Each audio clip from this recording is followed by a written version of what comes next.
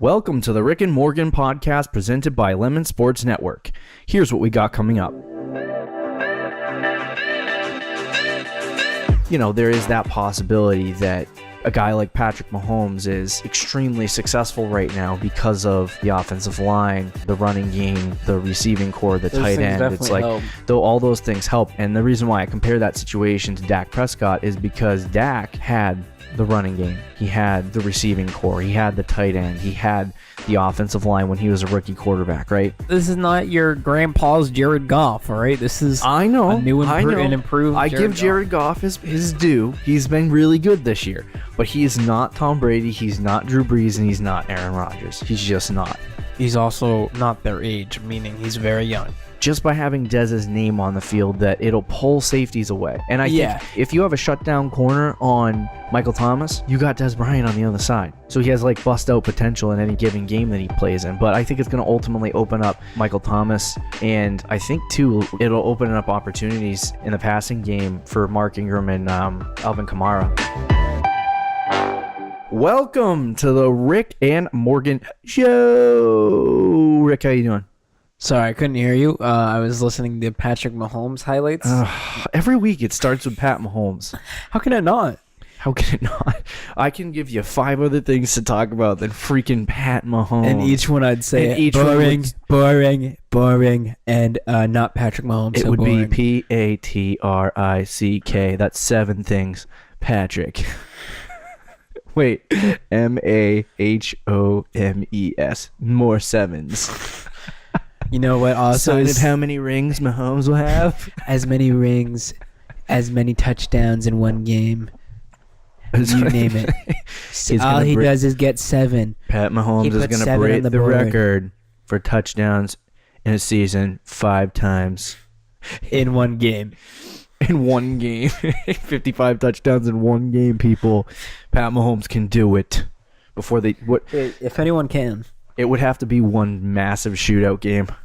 Yeah, he just sends literally every possession. Tyreek Hill goes deep. It's just Drew Brees. It's just Drew Brees and the Chiefs going back and forth for like 300 points. How are you doing? The NFL in 2030. Yeah, the NFL in 2030 is right. How are you doing personally outside of Pat Mahomes and your just love chilling, for him? Eating my peanut M&Ms that I have to have. Peanut M&Ms are like the golden candy right under like. We're gonna get a lot of hate for that. I would say that it's the golden candy under Sour Patch. I agree 100% with that. You know that that is the best take you've ever had in your life. You know that there is a group of people that hate Sour Patch? Why? Who are you and why are you living in the United States of America? Like if you don't like Sour Patch, you're not an American citizen. I don't think my sister likes Sour Patch. Well, we figured that out. Yeah, that was pretty quick. Now to football. Not to football. We're going to talk about many things, including the Baltimore Ravens, the Dallas Cowboys, the New Orleans Saints, obviously the Patriots, and a new segment we call Lemons Buy or Sell, where we will talk about whether we buy or sell certain things. Not candy, though. That's not going to be what this is. Well, because if it was Sour Patch or M&M's, it'd be buy. Right. What candy would you sell now that we're a week out from Halloween? Here's an overrated candy. Oh, boy. People love Almond Joy. I freaking love Almond Joy. Why? That is spectacular. Almond Joy is so overrated. It's an automatic sell. I see it all the time. Doesn't matter if it's king size. Put it away. I don't want it in my Halloween candy bag. All right. Are you kidding me? That is like a sleeper candy. A sleeper candy? It is a sleeper candy. No way. No. All right, let's get to the first point. The Baltimore Ravens drafted Lamar Jackson. Remember all that drama? Patriots were trying to get Lamar Jackson. So glad that didn't happen. A long time ago. With the idea that he would sit behind Joe Flacco for a few seasons. With the concerning play from Joe Flacco, is it too early for the Ravens to make the move to Jackson? It is too early. And this is coming from a guy who Loves Jamar. Okay, let's take that back a little bit. I don't love Lamar. I don't love Lamar like I love You're Mahomes. obsessed with Lamar. Okay, relax. No, I compared to you, I probably do because you think Lamar Jackson is the next Jamarcus Russell. Yes, he is. RG3 reincarnated. RG3 is better than Jamarcus Russell. Yeah, bro. that's true. I'm not going to disagree with that. I don't even remember. So is who Lamar Jamarcus Jackson. Russell. Was he? Didn't he play for the Raiders? Yes, he played like. Did you see the story that came out with Jamarcus Russell? No, we're getting really out of hand here, but so they sent him tapes like every week, right? Yeah. And they didn't think he was watching the tapes, so they sent him a blank tape, and they asked him what was on the tape, and he said like it was like hardcore blitz or something. I don't know. I don't remember what he said, but he said something, and the Raiders were like, "Are you serious?" They didn't say anything to him, but they were just like, "This kid literally does not watch tape." Oh God, yeah, that is Lamar Jackson. No, I know nothing about Lamar Jackson. Continue. Has a great college pedigree. What did I just say? Prodigy. Wow. Is that what you meant to say? Pedigree. Okay. Thank you. Either way. Even though you didn't help me. Look, I think Lamar Jackson is good, but you can't just bench Joe Flacco right now. I mean, what are they? What's their record right now? Joe Flacco, I believe it's 4-5. 4-5, so they're not completely out of it. I think if they do start to lose a few games, though, I think you should at least give them a look. Who? Oh, Lamar Jackson. I'm sorry. Because Joe Flacco blows. He might have won a Super Bowl, but yeah, he kind of. Joe Flacco. There's so many acronyms that we can come up for Joe Flacco. He's terrible. He's a terrible quarterback. Joe Flacco.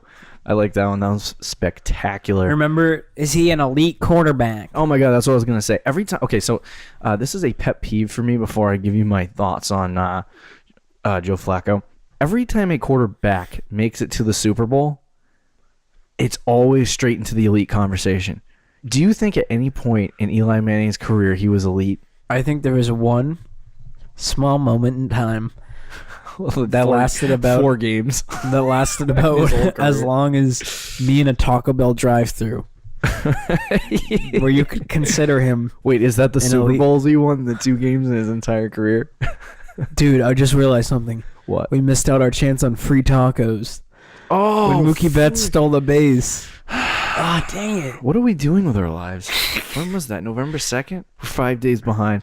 Yeah. We just walk into Taco Bell. Where's the free tacos? Do I get my free freaking taco? The workers would literally like put a gun to their head. Like, seriously. Back to football. Yeah, Joe Flacco is awful. This year, his quarterback rating, 84. I can't tell you where that ranks among quarterbacks, but I can tell you it's not that good. He has 6 interceptions, 12 touchdowns.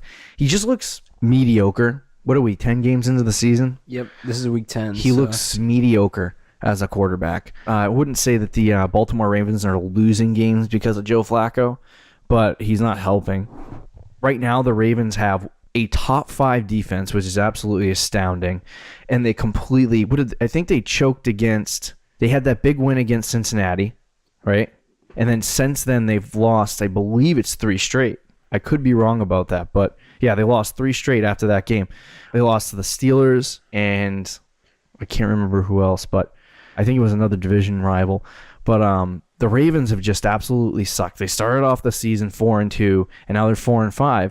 And there's 2 people that you always look at in an organization when teams start to fall apart. It is the head coach, which John Harbaugh's on the hot seat already, and the quarterback, which is Joe Flacco. They drafted this young kid to sit behind Joe Flacco and learn whatever you can from an average quarterback. But it's always good to have, like, I wouldn't say that it's a good thing that rookie quarterbacks come in, unless you're like a special person like Peyton Manning, or I'm not going to say Andrew Luck because I would be just picking Colts quarterbacks at this point. But when you're that talented to come in, Mahomes. Well, he didn't come in right away. He had 1 full season under his belt. You're right. He'll flip, you're right. But that's what some players need. That, like Pat Mahomes last year, if he had started playing, I'm not sure he would have performed the way that he did. He had a good game at the end of the year when Alex Smith came out because definitely helped.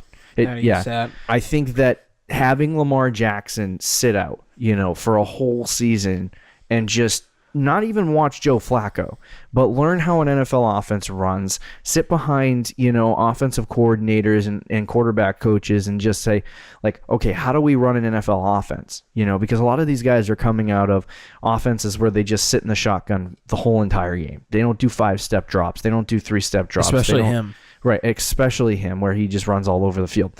So, he has good measurables. The guy has a freaking cannon for an arm.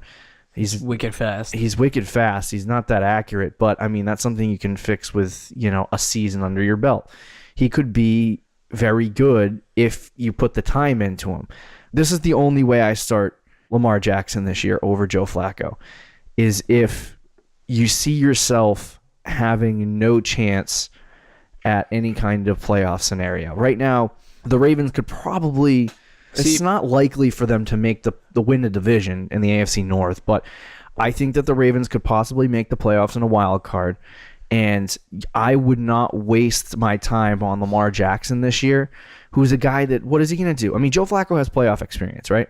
Yeah. And when you get to the postseason, he might be able to use that playoff experience to his advantage. So why start Lamar Jackson now with a chance to make the playoffs and then get to the playoffs and... have Joe Flacco on the bench and have Lamar Jackson play. I mean, yeah, that's playoff experience, but it can be very damaging for a quarterback to do that. You only start Lamar Jackson, I think, if you feel like you're about to lose the season, if you keep going the way things are. Yeah. And I don't know if the Ravens are there yet. I don't think they should be. I think who are they playing this week? Do you know? Let me look for a second. It is if they lose Bengals. That's a big game. This week? Yeah. Bengals are. I think they're on a bye. Oh yeah, that's right. Because the Bengals are playing. Their next game is Cincinnati, though. So if they lose to Cincinnati and go 4-6, then I think maybe you give more consideration to starting Lamar Jackson. I mean, they also have a hard stretch of games here too. They got Atlanta, who's not that great, but their offense is kind of prolific, and if you can't stop, they're not bad. I mean, their record's bad, but yeah. You got the Chiefs. On December 9th. Yeah, that's a fat L. The Chargers on the 22nd of December. And then the sprinkle in the Buccaneers, Browns, and Raiders are easier matchups. But I would say that they can lose to the Chiefs, but they got to beat, out of the Bengals, Chiefs, Chargers, and Falcons, they have to beat at least 3 of those teams in order to have any kind of which chance. Is like... That's hard to do.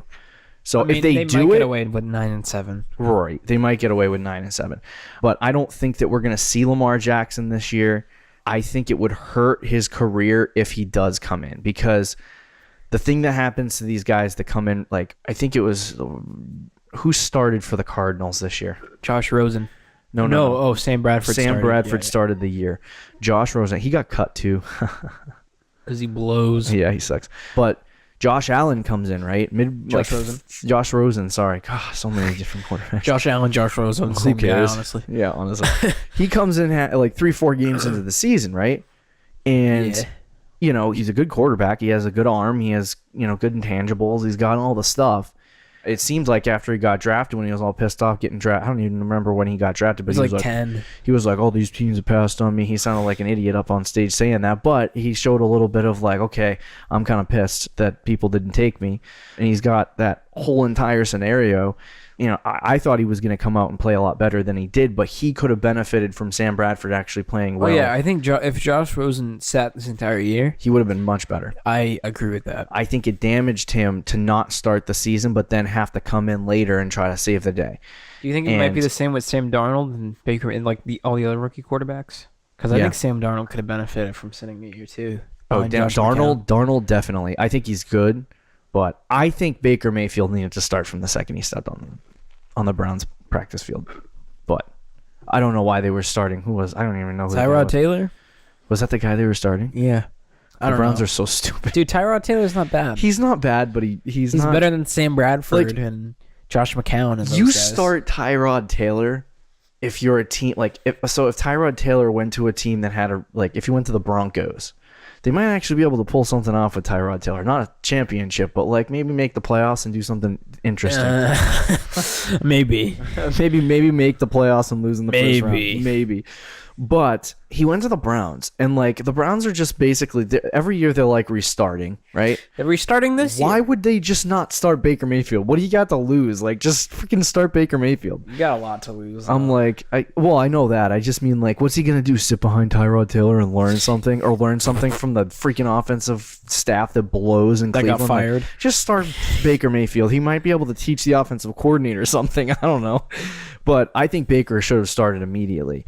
But guys that are like a little like, I think Sam Bradford's good, but I think he's soft. He sucks, dude. He's not good. Who's Sam Bradford? He's worse than Josh McCown. Oh boy. I think he's like, I'm not gonna go there. Whoa. Because it's terrible for someone to lose your job. Yeah, it's true. But in all honesty, to conclude my thoughts on Lamar Jackson, I mean, I think Lamar Jackson is going to benefit a lot from not having to play. And the Ravens have the luxury of doing this. They just can't be stupid and freak out. Because if they freak out and say, okay, we're going to bench Joe Flacco, then there it goes. So I don't think they should do it. I think it's way too early for them to even consider it. I think they are considering it. And it would be a tough move for the Ravens organization to move on that quick from Joe Flacco. Because then what does it show Joe Flacco? We don't believe in you after a Super Bowl and all the stuff that you've done for this organization. He doesn't even suck that bad. You know what I mean? He's better than Eli Manning. Well, I was going to say, like, if Jacksonville called, I mean, the deadline's obviously passed, but would you have traded him to, like, Jacksonville if they offered something? Yeah. And would Jacksonville have significantly improved and maybe be a playoff team? Big time. Which is why I don't understand why the Baltimore Ravens aren't winning right now, considering their defensive situation too. Maybe it's the other offensive pieces. Well, they don't have a running game. I mean, I was going to say with the Ravens, like, let's be honest, are they that talented? They're not talented, but their defense is good. Their defense is good. Like, above average, like, top half of the league, but I would say they're top 5. They're playing top 5. They're playing very well this year. I don't know if it's top 5 in like a year, but it's top 5 right now. I'd say it's top 10. Oh boy, like close to 10. The Ravens blow. And then like their best receiver is John Brown. Yeah, they don't have a tight end. You know what I don't understand? Their running game kind of stinks. Their offensive line is mediocre to below average. Yeah, like. They're not that good. Yeah, that's true. I think people are just riding the Ravens that long. Flacco. Let's move on to point number 2. The Cowboys continue to lose games even after a decent debut from Amari Cooper. What is wrong with the Cowboys? And can they win the NFC East? No. Ooh. I mean, okay, I guess they can because they do play the Eagles twice, but they're not a better football team than the Eagles. No. I don't even know if they're a better team than the freaking Redskins. The Eagles blow, though. Defensively, I don't think so. They're disappointing this year. Which is weird because weren't they like one of the best defensive teams in the league last year? And did they really lose anyone? No. Like significant on defense? They don't even have injuries. Not really. Got everyone back. I don't know why they're losing. People blame it on Carson Wentz, but that's not what we're talking about. True. Cowboys. And what's wrong with the Cowboys is they're once a historically good offensive line is no longer historically good. Yeah, no, it's not. I still, like you said, I think you were on Twitter and you said like it sucked. I don't know if their offensive line sucks as at that point, but it's definitely not like the best offensive line in the league, and it's probably not even top 10. It's probably down like in the middle of the pack somewhere. And, you know, their offense isn't the worst, but like Dak Prescott, ever since he came into the league, he's been on a downward spiral. He has shown that I don't want to say he's a bad quarterback because he's still very young, but he does not look like he was worthy of Tony Romo retiring. You know what I mean? Yeah, Tony Romo was good for so long. Here's the thing with Dak Prescott. I think that offensive line is terrible. I think the fact that you have Ezekiel Elliott on your team and you can't block when you have Zeke, you only have to block good, kind of. Like, he's that good. He can make plays happen. And he's doing it right now. He's having great games. He's up until 2 weeks ago, before the bye week, he was leading the league in yards, and that offensive line blows. And it's like, you have a great running back. And I don't know if it blows. I don't know. That offensive line to me is not the best. It's not what it was. It's mediocre. So that's why I think like, you're saying it blows because it's like ranked 18. Like it's like all right. But considering Better than the Patriots. it was number one for multiple years. Oh yeah, that's probably why it's like. Here's my point with Dak Prescott. Dak Prescott, he's not a system quarterback. I think he's good in places. He just needs stuff around him. And I hate to bring up Pat Mahomes in this situation, but I kind of feel that not that Dak Prescott even had close to the season that Patrick Mahomes is having right now, but there is that possibility that a guy like Patrick Mahomes is extremely successful right now because of the offensive line, the running game, the receiving core, the tight end. It's like though all those things help. And the reason why I compare that situation to Dak Prescott is because Dak had the running game. He had the receiving core. He had the tight end. He had the offensive line when he was a rookie quarterback, right? Mm-hmm. And he was extremely successful. People were saying that he's going to be better than Tony Romo, and they had all that. Well, their offensive line turns mediocre. Zeke looks, he's as good as he ever has been, but he's had a difficult schedule this year, and the offensive line is not as good, so he's been dealing with that. They got rid of Dez. They have no receiving core. They can't find a friggin' tight end to catch the ball. So it's like all the things they had before, they have to rely on Dak now. And that's what separates guys like Dak Prescott and Derek Carr from, and this is a very high reach, but guys like Drew Brees and the elites, because they can say, all right, our receiving core blows. Let's make them look good. Let's make Traquan Smith on the New Orleans Saints 8 catches a game and 100 yards. Like Derek Carr, for example, though, he has at least Dak has Zeke and Amari. I know Derek Carr just had Amari. Still got Zeke Topotamus. Yeah. But the Raiders' offensive line is one of the 5 worst offensive lines in football. Yeah. Their defense is probably the worst defense in football. Their receiving core is okay, I guess. It all sucks. And then right now, Doug Martin and Jalen Richard. Actually, those guys aren't the worst running back combo in the world. But their team around them stinks. But I want to ask you a question. Yeah. Who has more talent on offense, the Ravens or the Cowboys? Cowboys. So why is the Cowboys' offense right now just as bad as the Ravens? Honestly, I think it's coaching. Okay. That's my biggest one. I partly agree with that, yeah. I was going to say that because I don't put all the blame on Dak. I think Dak has shown that Jason he Garrett can be blows. talented. Honestly, he sucks. And I think they took play calling ability away from him a long time ago, so I would even say it might be him his being job the is, coordinator. standing on the sideline clapping. Yeah, let's go. Losing 40-0. Yeah, seriously. But I look at Jason Garrett, he's awful. He's terrible. He's the only reason why. Didn't they just sign him to an extension too? Recently? Yeah. Oh, recently? Yeah, they just signed him to an extension. So, to me, you have... So, who is the best player on the Dallas Cowboys? On offense? Or just in general? Offense. Probably Zeke. Probably. Or Zach Martin. If you have Ezekiel Elliott, right? Yeah. Why are they not running their offense through Zeke? They don't run nearly enough. How many carries does he get a game? I think it's about it averages around I gotta look it up. I don't know. Because I feel like they. I don't know if they do run it quite as much as they should, but it's not like it's as egregious as he had. So in a game that they won, I believe against the Jacksonville Jaguars. Mm-hmm. I don't want to be wrong on that either. I'm not going to check. Zeke had 24 carries on October 10th. He scored a touchdown. He had 106 yards rushing. He was beastly in that game, and the Cowboys, I think, won. Since then, he's gotten 15 against the Redskins and 17 against the Titans. And so that's didn't he only rush for 30-some yards though against the Redskins on 15 carries? Oh yeah, against the Redskins. That game, I don't blame him for not getting as much touches. Yeah, but how many yards? You have a guy that's averaging 4.6 yards a carry, and even in the passing game, that's true. With the Giants, they have a lot of options with Saquon in the passing game. They run a lot of screens. He gets 5 to 10 catches a game. Oh yeah. I think, and that's the thing, is that Dallas is they're not utilizing him enough. They have Amari Cooper. I don't even think they were using Amari Cooper enough. They targeted him, I think, 7 times. They weren't. Well, I think that they will use him more as the season goes on. But I just don't think they're utilizing parts of their offense. I think it was funny that I forgot who said this. I think it was Stephen A. Smith on First Take. He was yelling about the Cowboys because that's what he always does. And he said, ever good. Nothing ever good.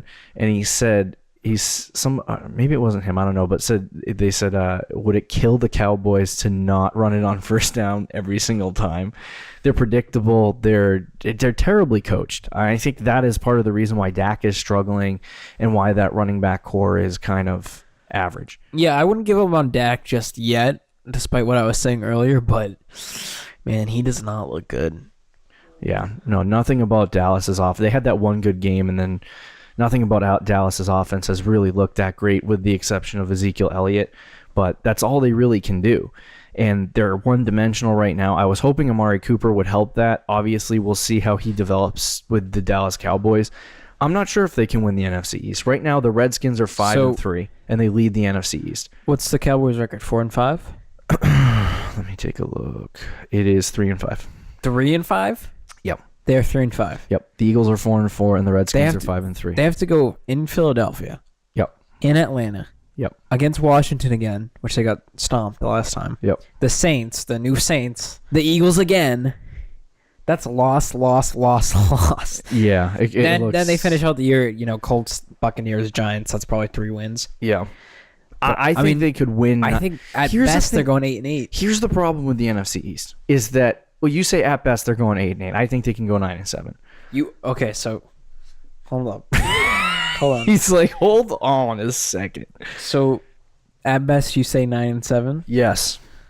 So you think they can beat at least 3 of I think Philadelphia, they can beat the Eagles. Washington, the Saints? I think they can beat Washington and Philly. I don't think they're going to beat the Saints. You think they can win at Atlanta?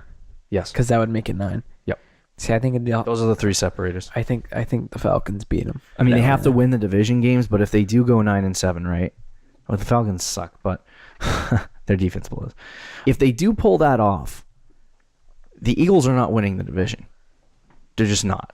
If they lose 2 more games, that would put the Eagles. If the Eagles lose 2 games to the Cowboys, that would put them right now at 6 losses. Yeah, but they're not going to. And all they need to do is lose I don't one think more they're game. going to. So no, I'm just laying it out for you. If that does happen, and they beat the Redskins, right? In the NFC West, you have to win the division to make the playoffs. NFC You're not East. getting what did I say? West. I'm an idiot. Yeah, in the NFC East. But the NFC East is so bad. It's like, I mean, I'm not saying that they're that bad, but Dude, I know the Eagles are what, 4-4? You said. Yeah.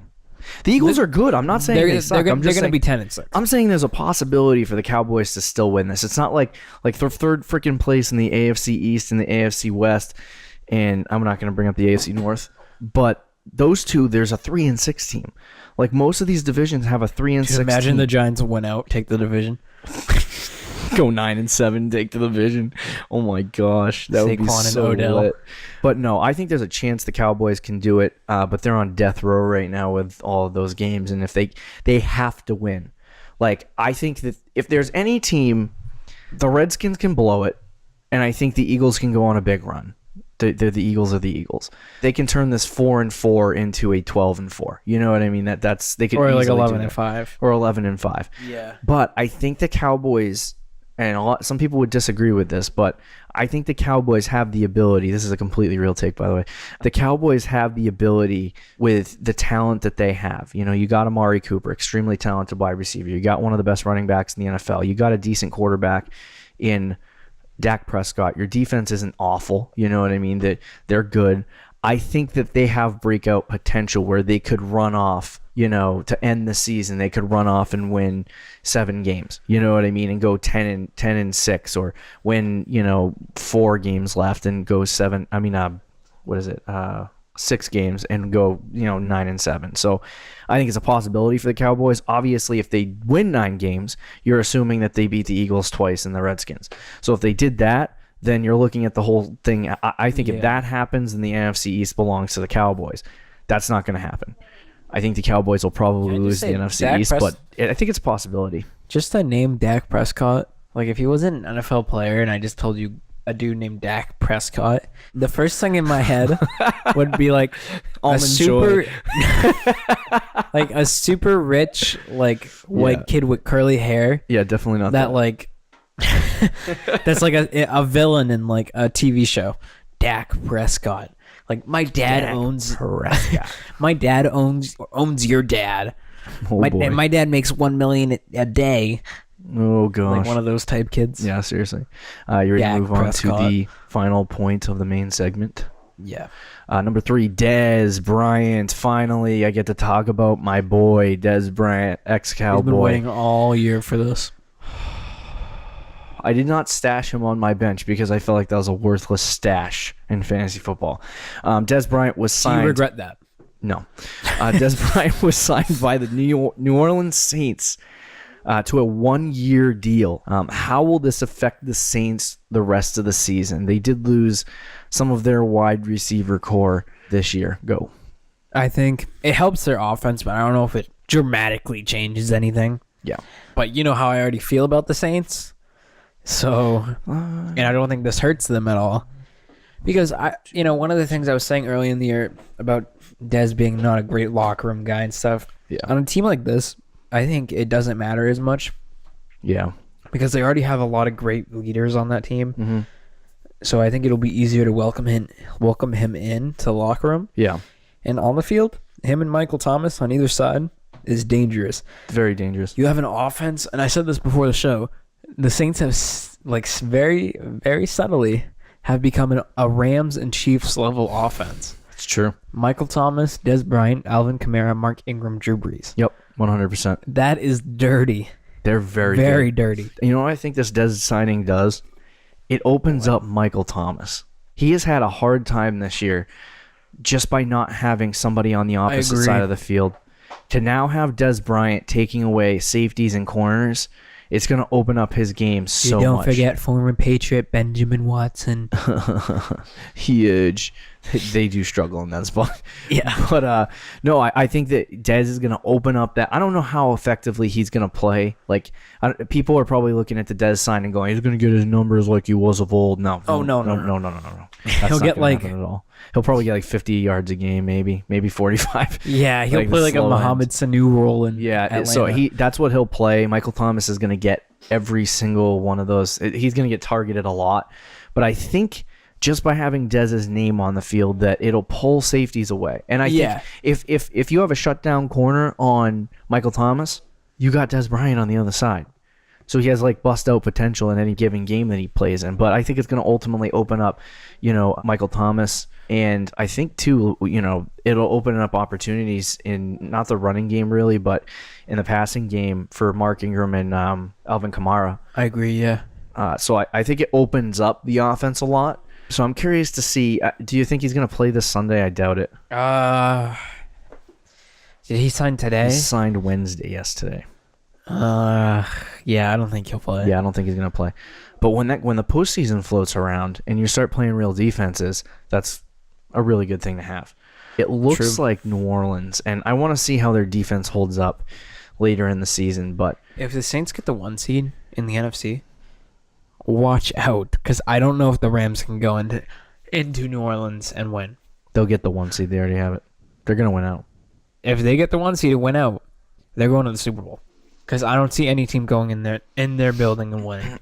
New Orleans is 7-1. I wanted to see their schedule. They have the Eagles. Okay, that could be a loss. Bengals, Eagles, Falcons. Those Cowboys, are 3 tough games. 4 tough games. Bucks. Okay, a little less Panthers. They play the Panthers twice? Panthers. Dude, I do not think they're winning out. And then Steelers. They're not going to win out. They're going to lose at least 2, maybe 3 of those games, I think. You want to hear the Rams? Yeah. Oh, here we go. The Rams have I was going to say the Saints. They already played that game. The Seahawks, Chiefs, Lions, Bears, Eagles, Cardinals, 49ers. Holy crap! They have an easier Rams. Schedule. Holy they have an easier crap. schedule. If they can beat the Chiefs, that big Monday night game. That's fantastic. Everything else they got a sweep. It's going to be a sweep. I mean, the Bears could be a little bit. I mean, that's going to be a tough game. Who else? Bears. Is there any other tough game there? No, not at all. I don't know if the Saints can pull off the 1 seed. We'll see in the last, 8 games? I mean, 7 games? They could easily beat all those teams that you said, but that's very hard to do, to beat that many good teams consecutively. Unless you're the New England Patriots. Because they're just better than everyone else. They're just freak this. Yeah, no, I definitely believe that the New Orleans Saints can do that, I think they're going to get the bye week. I mean, Yeah, they'll probably get the bye week. That's pretty much it. And I think, New Orleans going to LA. Yeah, but here's the thing. It doesn't. That's what I'm going to say. It doesn't matter. It doesn't matter. Saints fans are going to be there, and they're going to be screaming. But would you rather go into, like, if you were LA, would you rather have a 50-50 game or have to go to the Dome and play New Orleans? 50, exactly. 100%. And it's not even I don't close. think they really care. But the fact that they couldn't. They should. The fact that they couldn't beat the Rams this Sunday shows me a lot. That was a tough. You mean the Saints?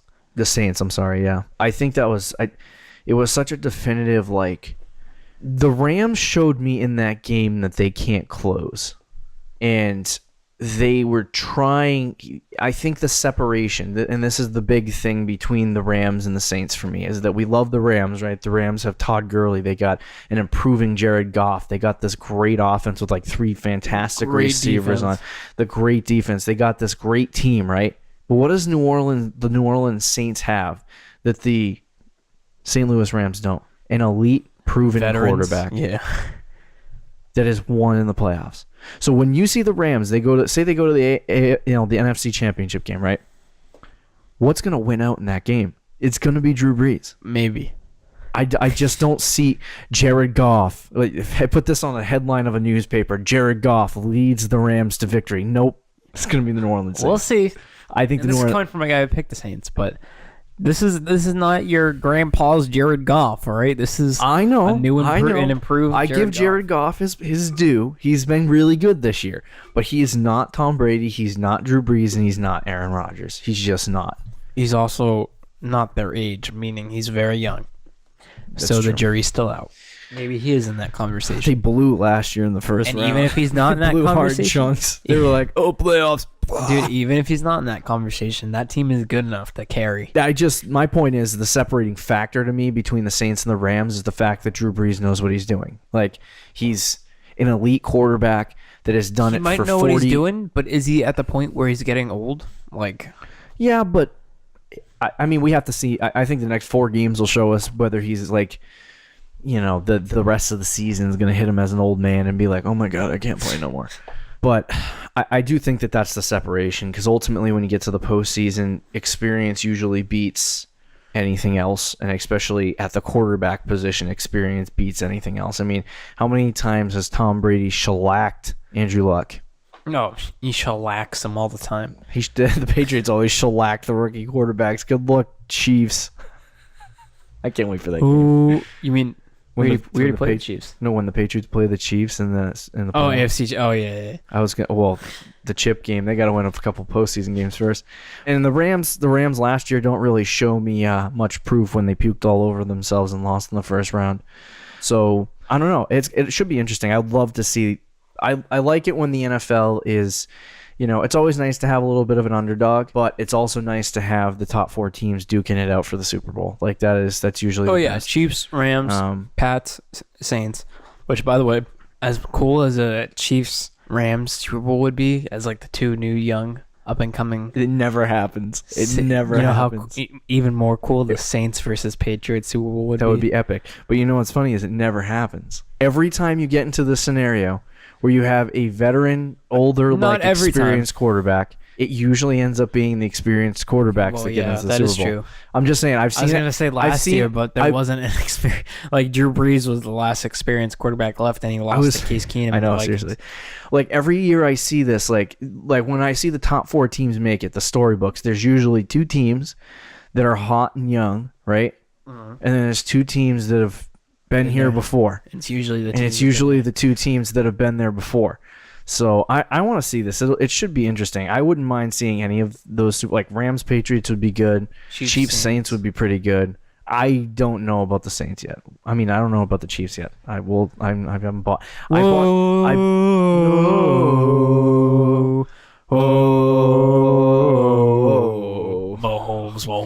Oh.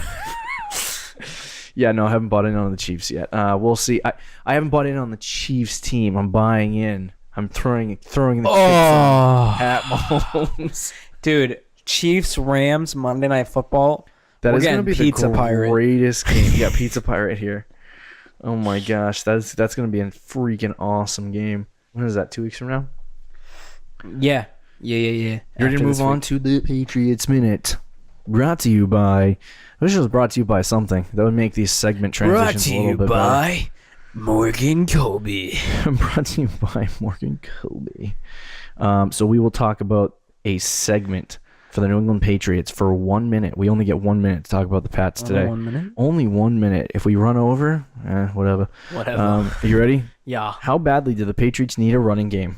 They need one, but I wouldn't say it's like we need Sony Michel back right now. He's going to be the greatest running back we're to not ever getting face the turf. And we're not going to win. No, I mean, I think they need it more this year than they have in the past because their passing game is not what it was. Right. And that's partly due to the Gronk not playing, so we'll see when everyone's fully healthy and ready to go. They obviously need a running game, and they need Sony, but I don't think it's, very necessary. The fact that they're running it with Cordarrelle Patterson Yeah. is enough sign to me that they need some kind of rushing attack. I don't know if it's affecting them all that much because Cordarrelle Patterson is not running it badly. Not at all. And when Sony comes back, he's going to be fine. I think, I have a quick question before we end this. Do you think the Patriots struggles, are the Patriots struggles right now concerning to you considering how far we are into the season?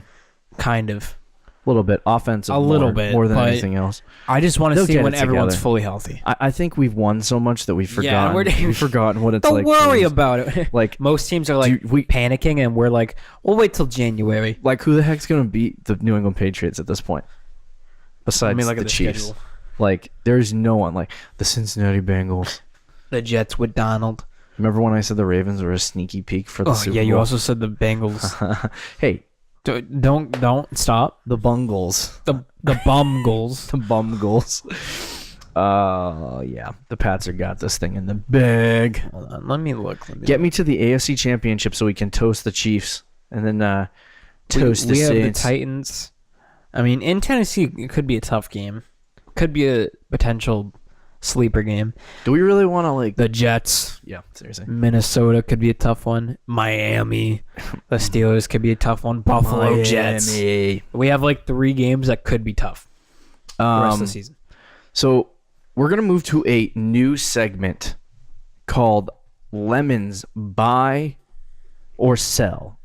We will talk about 3 separate topics and whether we buy or sell whatever that topic is. Buy Patrick Mahomes. Sell Dak Prescott. So I'll throw something out there and then we'll talk about it. Recently, and there has been a lot of news surrounding this fellow to start the season. I'm just going to go over some of the information that we've gotten more recently because we've talked about this man many times on the pod.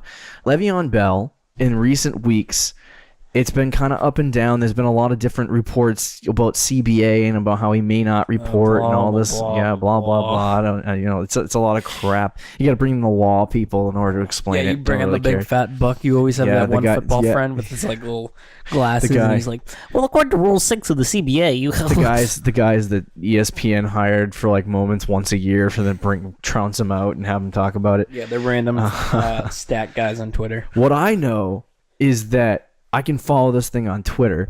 So Le'Veon Bell tweets on Monday, "Farewell, Miami. Miami is the hot spot for Le'Veon. He lives there in the offseason and he trains in the offseason in Miami. And so he's been living there since the entire season. Yeah, since last season. End of last season. He's been training there, and he sent a tweet that said, "Farewell, Miami." Things got a little more interesting this morning when The Athletic, or last night when The Athletic released an article that said that Le'Veon Bell was considering, after finding new revelations in the CBA, that he was considering not playing this year entirely.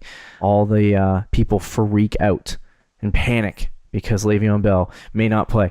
But then, this morning, Wednesday, November 7th, we get reports that Le'Veon Bell is in Pittsburgh at a LA Fitness Center balling up with his buddies. Getting lit.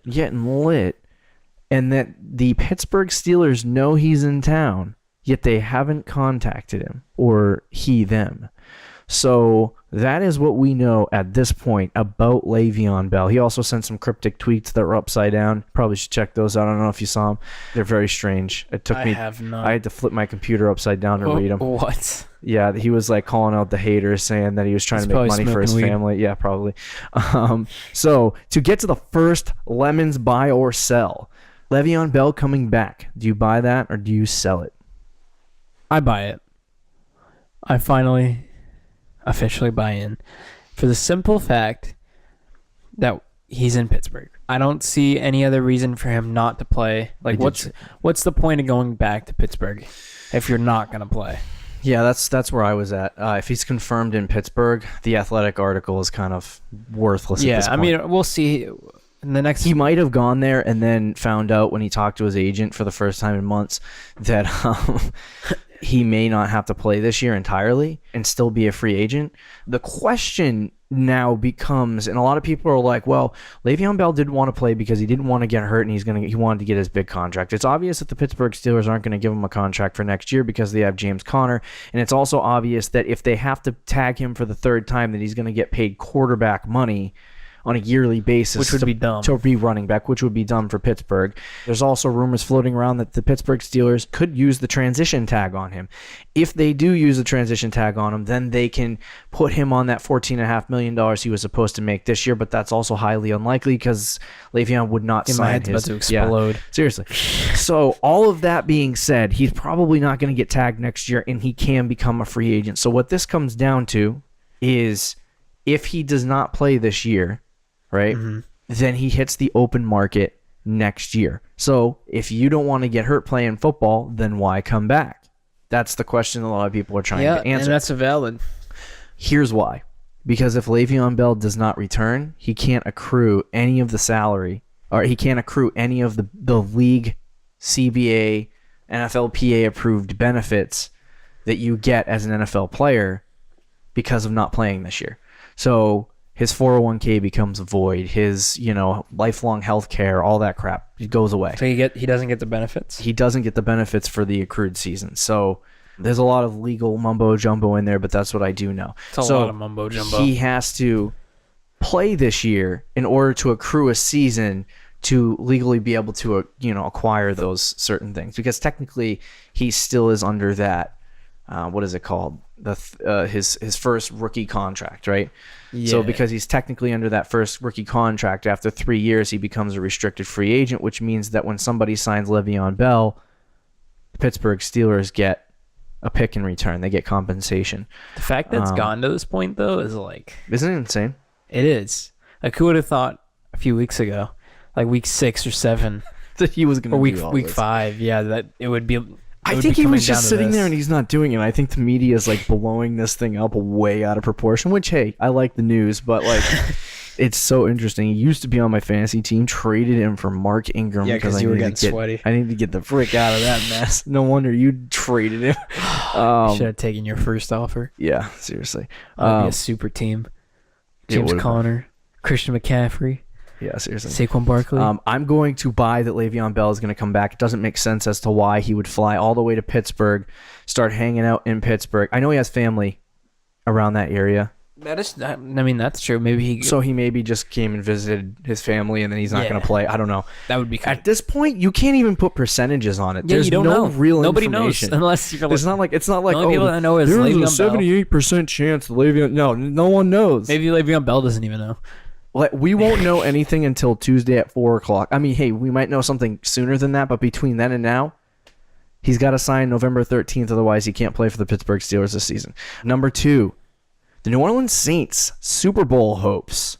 Winning the Super Bowl. Do you buy that or do you sell it? I buy big time, baby. Preseason, I had the Saints going to the Super Bowl. I still have the Saints going to the Super Bowl. You think they're going to win? Well, I don't know, because I think hot take of the year right there. I don't know. Look, because I mean, it's so hard. Know. It's we're opinionated. Pick a side. It's so hard to pick Super Bowl winners. Yeah, that's true. You can pick people who are going to the Super Bowl, but it's so much harder to pick who's going to win, just for the sake of craps and giggles. So I'll say yes. They're the favorites right now. Okay. I'm going to sell. Who's the favorites? You got to pick one if you're not going to pick the Saints. I hate to be a homer. Oh. I'm going to take the New England Patriots. Okay. They're so good. The Patriots are just, I don't know about their defense yet, and their offense hasn't been it doesn't quite even up to par. matter if they play good, Rick. All they need to do is game plan. Dude, you know me. I love the Pats. Yeah, I know. I just want to see them. I'm going to buy their Super Bowl aspirations of getting there. I buy that. I think they're going to make it, but I'm going to sell their chance at winning the Super Bowl. Number 3, the Packers struggles this year. Do you buy that or do you sell it? I buy. Put $1 million on this. Put $1 billion on this. Put $20 billion on this. Sell your wife. Sell your kids. Sell your house. Buy.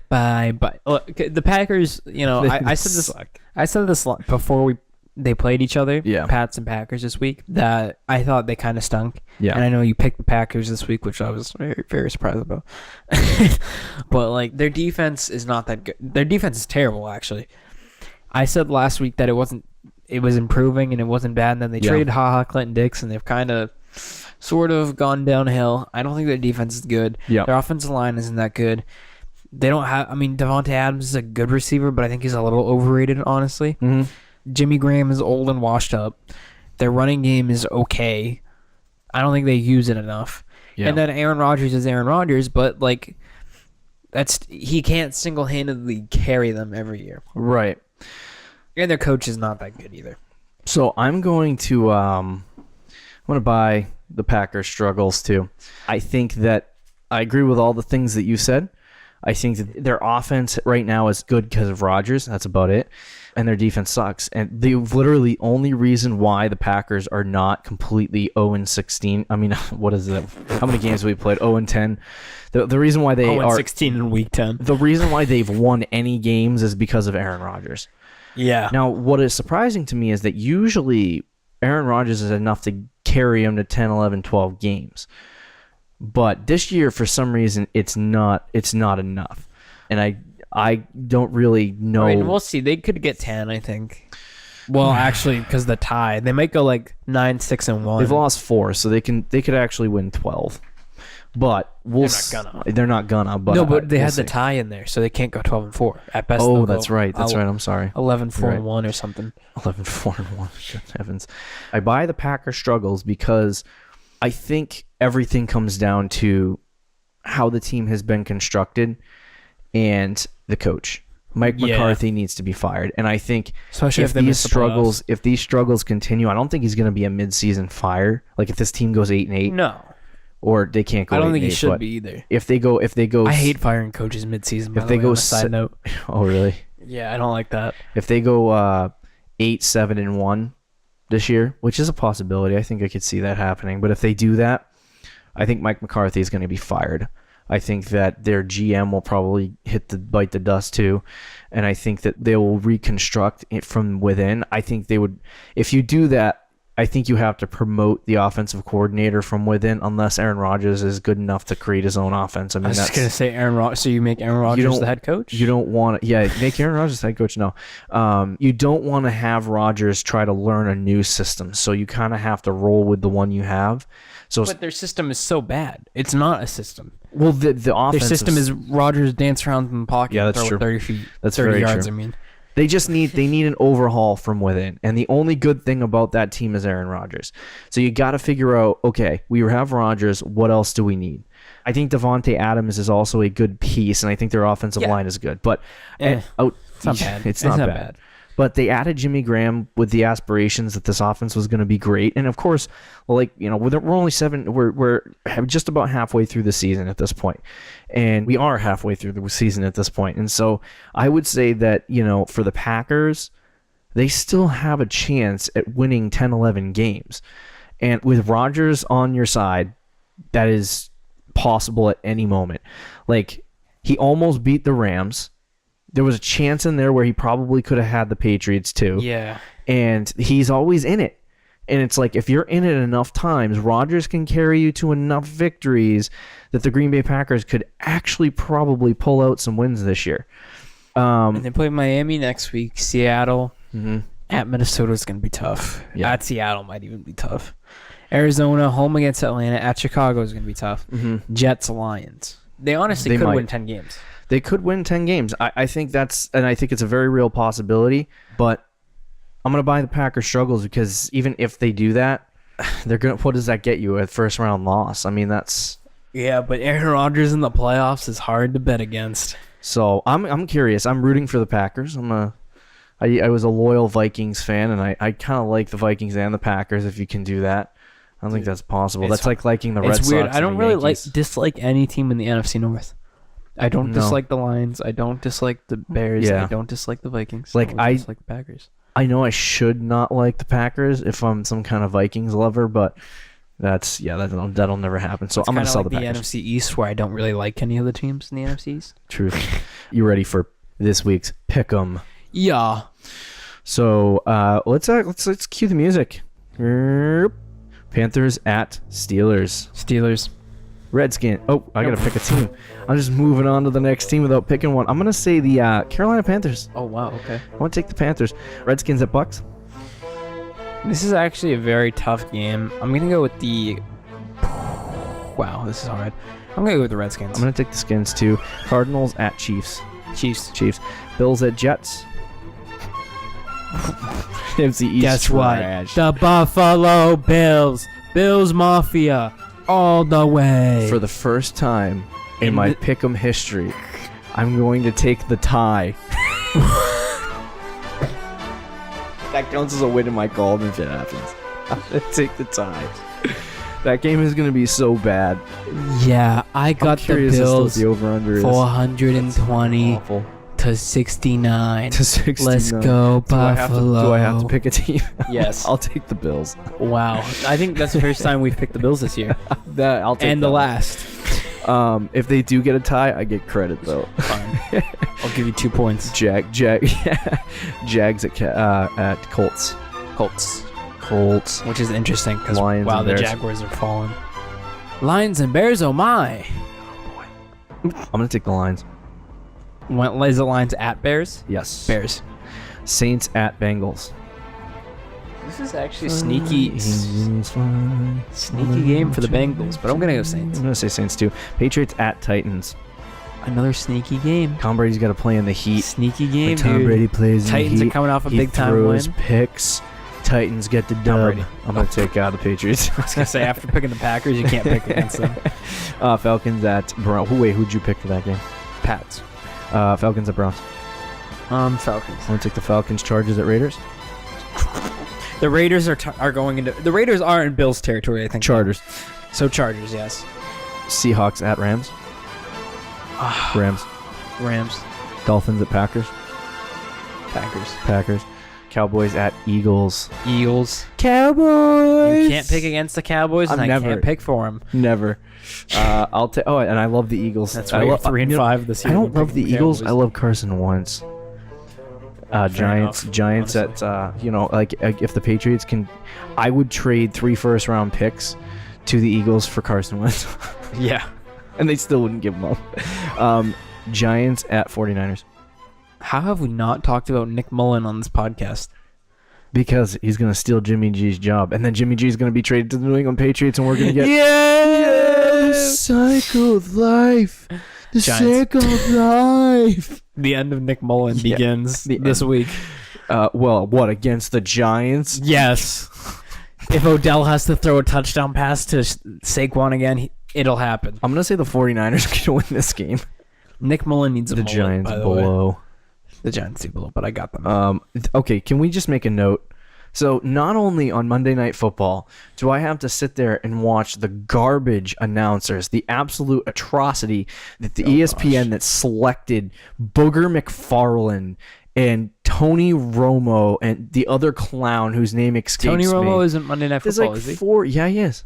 No, not Tony Romo. I'm sorry. Jason Witten. The other crappy former Cowboy.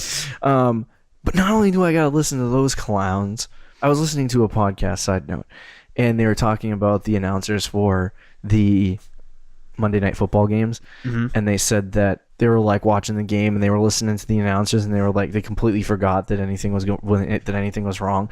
And he's like, oh, and then I muted it because I had to get something, and he looked at the screen and he was like watching football. And he's like, something significantly better about this game. I don't know what it is. Unmutes it, and it's the announcer, so he mutes it. He watched the rest of the game on mute. Oh my gosh. That is how bad this broadcast is. I'm going to say that this game is one of the worst Monday Night Football games of the entire season. Not only do I have to listen to these terrible announcers, but the Giants and the 49ers are going to rip my I'll be watching eyeballs just out. for the Mullen and for Barkley. I hope the Celtics play on that night. I need something good in my life. Do you have a fantasy play of the week? Yeah, so it's tradition to pick someone on my team, and that always seems to work out. Pat Mahomes. Okay, so I'm actually going to go with my boy that we were just talking about, Saquon Barkley, against the San Francisco 49ers. But, you know, Patrick Mahomes is also a good play, too, going up against the Arizona Cardinals. Really, and anyone on Richie Sauer's 7-2 team. I'm going to... what am I? 6-3. Dang. I'm getting there. Kareem Hunt. Oh, so you're a guy. Kareem Hunt. I'm gonna pull a U card, and I'm gonna take. It's actually, I mean, that's Kareem a good pick. Against Arizona. He is that's a kind of. Kareem Hunt has been very sneaky fantasy. Here's what's gonna happen. This year. First quarter, the Chiefs are gonna score like freaking 28 points. Yeah, it's gonna be like early. It's gonna be an early night.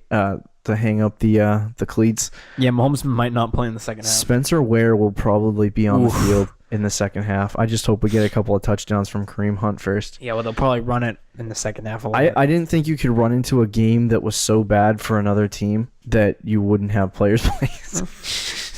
But hey, we said that against Patriots Bills, and that was closer than we thought. So we'll see what happens. Do you have any closing arguments? Patrick Mahomes is on pace. Every single week we need to talk about this. He is on pace to be the greatest quarterback in the history of quarterbacks. Okay? You can talk about Tom Brady. You can talk about Aaron Rodgers. You can talk about Peyton Manning. I will take Patrick Mahomes all day, every day, twice on Sunday. Pat Mahomes is a sicky blue. Greatest quarterback of all time. Yo! I'm gonna take my take of the day here. It left my mind. I started thinking about Kyle Van Noy. It was going to be about Nick Mullins. I started thinking about Kyle Van Noy. No. 98.5 Sports Hub tweeted something like, if you could beat up one member of 98.5, who would you choose? And then Kyle Van Noy retweeted that and put like eyeball emojis. Kyle Van Noy versus Felger octagon. Yo. No, I was going to say Nick Mullen is going to throw for 3 touchdowns again this Sunday. 3 interceptions. He's facing the Giants. I don't care if he's facing the freaking CFL team. If he does, though, oh my gosh. Yeah, then we got a story. Even though he, lit up 2 crappy teams, but he still lit up 2 NFL teams. It's true. See you later, Rick. See you, bro. If you haven't subscribed to this podcast, I'm not sure what you're doing anymore. Go to iTunes Podcasts or whatever you want to call it. Apple Podcasts, I think it is. And subscribe. You can watch on YouTube. Follow us at Rick Morgan Pod. You can also follow me at Morgan Colby _LS and Ricky Lemon _LS. Thank you for listening.